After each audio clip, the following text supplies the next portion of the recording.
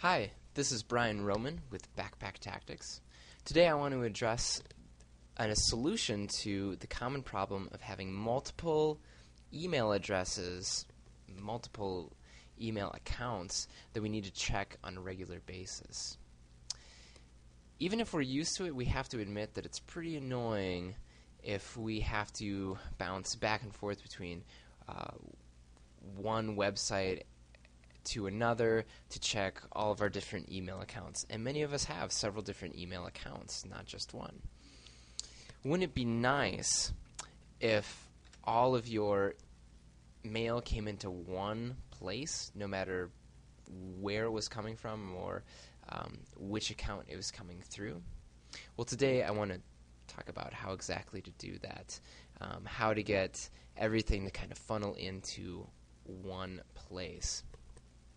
And right now I want to feature doing that through Microsoft Outlook. Let's say you love Outlook and you want everything to come in to Outlook because you really like that interface. And Outlook is a pretty good interface. Well, there are ways to do this, to have everything funnel in. Let's say I love Outlook, but I have a Gmail account and I want to connect everything in through here. Well, what you'd have to do is go to your Gmail account, log in, and you have to kind of prepare this for being accessed by Outlook. So we go up here to Settings. On Settings, this is where we do a lot of stuff. Click on Forwarding and POP IMAP, one of the links up here. And we'll see a few different options. We're interested in these down here. Especially, we want to enable POP and enable IMAP. Make sure those two radio dots are checked. These are two different ways that your email can be accessed. To put it briefly, POP is an older, sometimes called POP3. It's an older, less sophisticated way to access your email. And it just downloads information from the Gmail server, basically, is what it would do.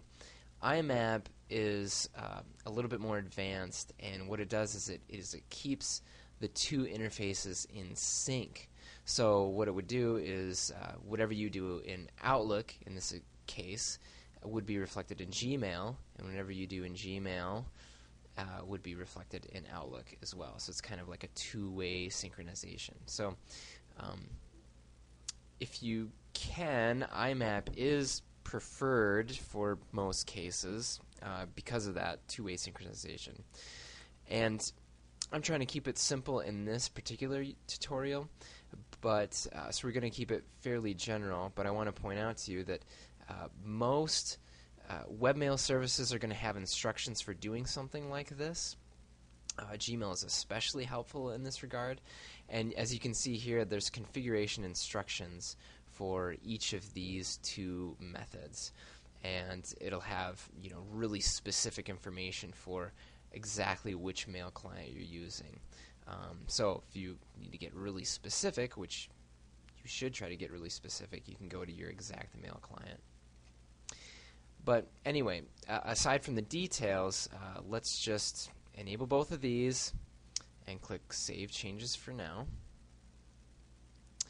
Alright, so now we're ready.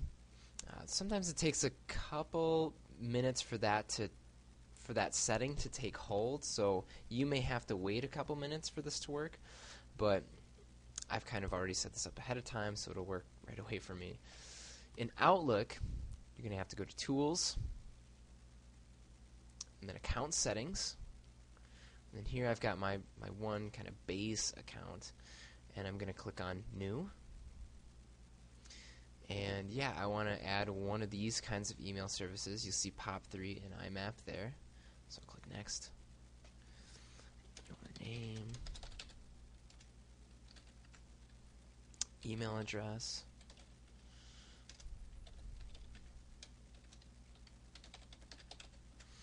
and to put in your password.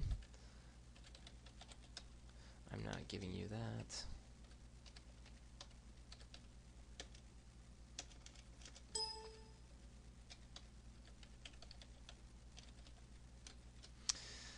And a lot of instructions that you'll find in your webmail will have you check this box to manually configure your server settings because they want you to set up something really specific. And if it tells you to do that, go ahead and do that, and it should walk you through the screenshots of how to do it. For right now, I'm just going to let Outlook kind of do its default thing and leave that as it is. Click Next, and establishes a secure connection to Gmail. Kind of sets this all up. It might take a couple minutes, but voila, your POP3 account is successfully configured. So just click Finish, Close, and I'm going to go up to Tools and then Send and Receive. I'm going to send and receive all to try to check my mail accounts. And if you watch closely, you'll see my new email flowing in.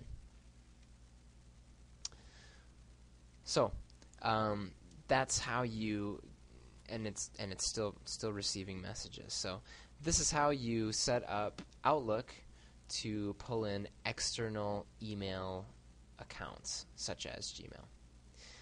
This is Brian Roman with Backpack Tactics. Thanks for listening.